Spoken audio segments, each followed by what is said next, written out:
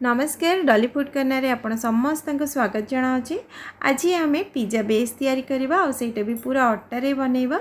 बिल्कुल मैदा यूज करबानी आउ या को आपण बनेगी स्टोर करके भी मध्य रखी पारिबे। जेते बेले भी आपण को पिज्जा खाया को इच्छा हो ना आपण को बनै पारिबे बहुत इजीली आ बहुत कम समय रे। आ स्पेशली जो पिज्जा बनया पे हमको कोनोसी भी ओवन दरकार पड़िबनी। नॉर्मल जो रोटी तावा रे हमें आज ये पिज्जा को तैयारी करबा। या को बनवाई मुझे आधा कप नहीं गरम पानी आ गरम पानी केतिकी नेबे जमती आपण गोटे आंगुठी पूरेकी देखिए ना आपणकर आंगुठी से पानीटा को सही पारुथबो सेतिकी ही गरम पानी नेबे। आ एठी मु पैकेट वाला ईस्ट यूज करुची। ईस्टा मार्केट रे बहुत इजीली मिल जिवो। तो एबे इथिरे आमे कोन करबा 2 चम्मच चीनी ऐड करबा आउ से 3 चम्मच ईस्ट ऐड करबा आ याको भल भाव में मिक्स कर दबा। सब जिनस भल भाव में मिक्स हो सारा पर याको घोड़े के 10 मिनिट पर्यंत रेस्ट करने छाड़ीदे जो थे कि ईस्ट आमर भल से एक्टिव हो से भितर ये मुझे नौची अटा। तो अटा ये मुझे टोटाल 3 कप नौची से गोटे चम्मच लुण गोटे चम्मच चीनी देदबा आ याको भल से मिक्स करदबा।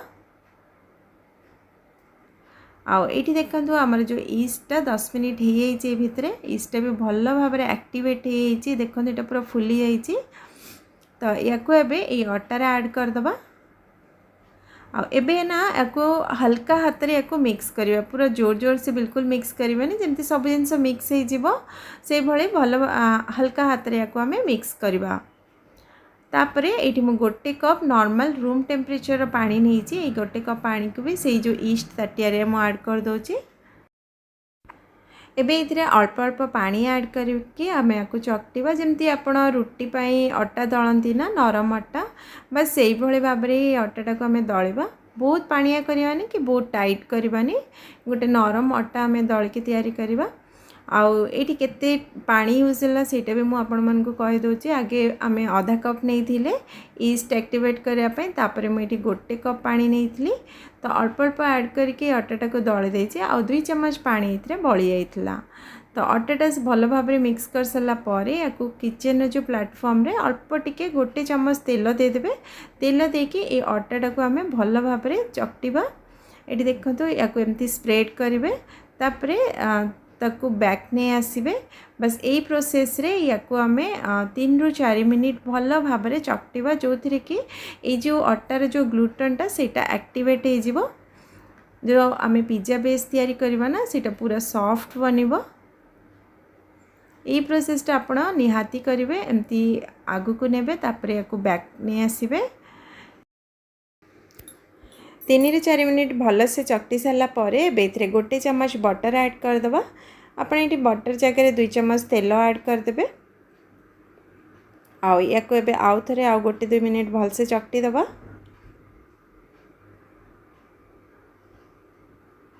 आउ ये देखो आमर जो अटाटा पूरा स्मूथ हो गलानी। एबे ये अटाटा को ना एमती भीतर तर आड़ को एमती पसे पसे या एमती गोटे राउंड शेप दे दबा। ये देखो बस ये भाव में या रखीदे। तो ये ना मुझे गोटे हटकेस रखुची जो रुटी रखती हटकेस ना से हटकेस रखुची। फर्स्ट तेल रे ताको ग्रीस करदे तापर ये अटाटा को रखीदबा आ या ऊपर भी टिके तेल रे ग्रीस करदबा पूरा अटाटा को जो थे कि अटाटा आमर सुखीबनी ड्राए बिल्कुल हेनी।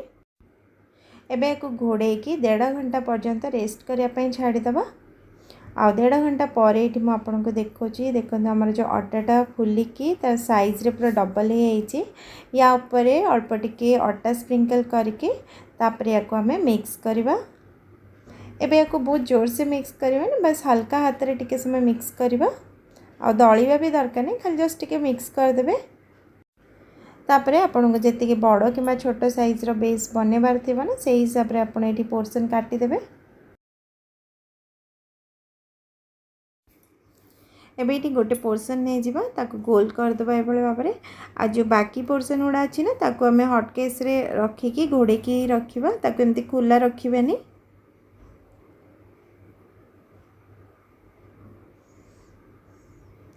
एबे ये जो अटा गोला उपरे ना टिके अटा डस्ट करदबा आउ या आम हल्का हाथ में बेलिबा।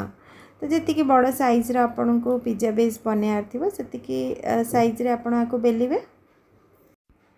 या रुटी भाया पूरा पतला बेलिबानी टिके मोटा रखिकी बेलिबा जमती 1 इंचर मोटा आपण ये रखिए। मुझे ये देखी केतिकी मोटा आपण आपको रखिए। ये देखो एतिकी मोटा ही आपण रखिए। तो ये आमर फर्स्ट पिज्जा बेस बनिकी रेडी हो गला। या एमती फ्रोक्रे होल करदे चारिपटू जमती कि पूरा फुली बनी रुटी भाया। तो ये मु तावा बसई देती। तावा गरम हो सारा पर जो रुटी वाला तावा ना से तावा मुझे बसई। तावा गरम हो सारा पर या गोटे बटर पेपर देदेबा।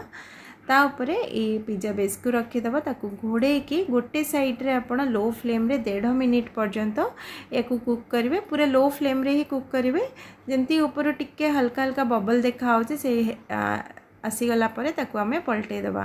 ये देखो आम पछपटू हल्का हल्का यहाँ पूरा कुक हो या आम बेसी कुक करवानी कहीं आम जो पिज्जा तैयारी करवा से भी या आम कुक करवा। तो दुई पटू एमती हल्का हल्का कलर आ सारा पर या आम बाहर करदे। आउ ये सेम प्रोसेस रे आम बाकी सब पिज्जा बेस गुड़िक तैयारी करदे। आउ जो पिज्जा बेस आप तैयारी करेंगे ना ताकू सांगे सांगे कौन थाली रे रखिबे एमती कौन गोटे जाली रैक रे रखिबे जो थी कि एटा दुई साइड्रु ठंडा हम। तो ये मुझे सेकेंड पिज्जा बेसटा भी बनई देछि। तो ताकू भी सेम प्रोसेस रे आमे बनैबा। तो ये ना मोर टोटल एतिकी अट्टारे 6टा पिज्जा बेस बनिकी रेडी होइछि। तो या आपण ना कौन जो जिपर बैग आसूची ना टाइट ना कौन एयरटाइट कंटेनर रे फ्रीजर रे रखीदेवे। आ जिते बड़े भी आपण को पिज्जा खाइबा को मन हम 1 घंटा पूर्वर फ्रीजर बाहर करके आपण पिज्जा तैयारी करेंगे। तो चलते अबे हमें पिज्जा बनैबा। तो पिज्जा पाई मुझे अल्प किसी परिवा नहीं टिके पनीर कैप्सिकम आ कॉर्न नहीं। आउ मु रेडीमेड पिज्जा सॉस यूज करुँची। आ जो पिज्जा बनवाई आपण को जो कौन सी परिवा पसंद थी ना आपण से यूज कर फर्स्ट पिज्जा सॉस को स्प्रेड कर सारा पर ताऊपर अल्प किसी चीज स्प्रेड करदे। ताऊपर सब परिवा को देदेबा भल से सजेदेबा।